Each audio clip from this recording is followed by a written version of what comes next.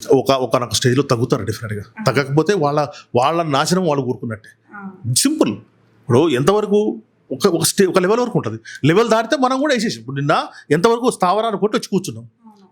12 గంటలు 24 గంటలు మనం ఏం మాట్లాడకపోతే వాళ్ళు ఏం చేశారు, మన సామాన్య పౌరుల మీద, ఆ లోకలైట్స్ మీద, ఆ లోకల్లో ఉన్నటువంటి గ్రామాల మీద, చిన్న చిన్న గ్రామాల మీద షెల్లింగ్స్, బాంబులు అవి ఇవి ఇవ్వడం, కాల్చడం ఇవి చేశారు. ఎప్పుడైతే జరిగిందో మనం ఊరుకున్నామా, మనం వేసాం. వాళ్ళు రిటర్నేషన్ ఎట్లుంటుందో ఇప్పుడు చూడాలి. సింధూర్ టు దానికే నడిపిస్తుంది. కాశ్మీర్ నిన్న ఎయిర్పోర్ట్ లో కూడా వేయడానికి ట్రై చేశారు, వేలే. మన వాళ్ళు అడ్డుకున్నారు.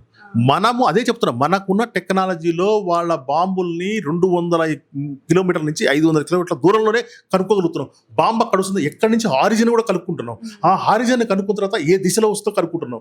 ఆ దిశలో ఎక్కడ మనం ఏ స్పీడ్తోని ఎంతవరకు పోతే దాన్ని కొట్టగలమో తెలుసుకున్న తర్వాతనే ఆ విధంగా కొట్టుతున్నాం. కాబట్టి వాళ్ళ డ్రోన్లు 50 డ్రోన్లు మనం పడగొట్టాము, 2 యుద్ధ విమానాలు పడగొట్టాము, అనేక రకాలుగా వాళ్ళ మీద బాంబులు వేసాము. కానీ మన పోయినటువంటి బాంబుల్ని కానీ మన మిసైల్స్ కానీ వాళ్ళు కనుక్కోలేకపోతున్నారు. వాళ్ళ దగ్గర అంత టెక్నాలజీ లేదు.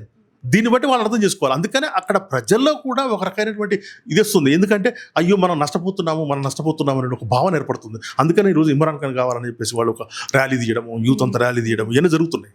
S-400 రాడార్ కూడా చాలా హెల్ప్ఫుల్ గా ఉంది. డెఫినెట్లీ అదే చెప్తున్నా. ఆ అడ్వాన్స్ టెక్నాలజీ వల్లనే మనము వాళ్ళ యొక్క డ్రోన్స్ని కానీ, వాళ్ళ యొక్క మిసైల్స్ని కానీ, వాళ్ళ బాంబర్స్ కానీ మనం వాళ్ళు రాకెట్ లాంచర్స్ పెద్దగా ఏం లేవు వాళ్ళకి.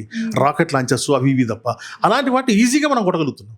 అవి మన ఆస్తికి కానీ, మన ప్రాణానికి, మన ప్రజల ప్రాణాలకు కానీ నష్టం లేకుండా మనం ముందే పసిగట్టి కొట్టగలుగుతున్నాం. వాళ్ళు మన దగ్గరికి వచ్చే లోపే కొట్టగలుగుతున్నాం. ఒకటి చెప్పాలా, వాళ్ళది ఒక మిసైలు మన బోర్డులోకి రాకముందే కింద పడిపోయింది.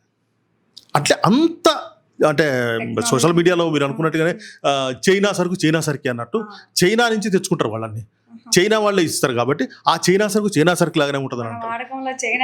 చైనా సరుకు లాగానే ఉండదు. ఇప్పుడు పాకిస్తాన్ కూడా అదే వ్యంగ్యంగా అనేక సోషల్ మీడియాలో కార్టూన్ నడుస్తున్నాయి. అదే చెప్పబోతున్నాను.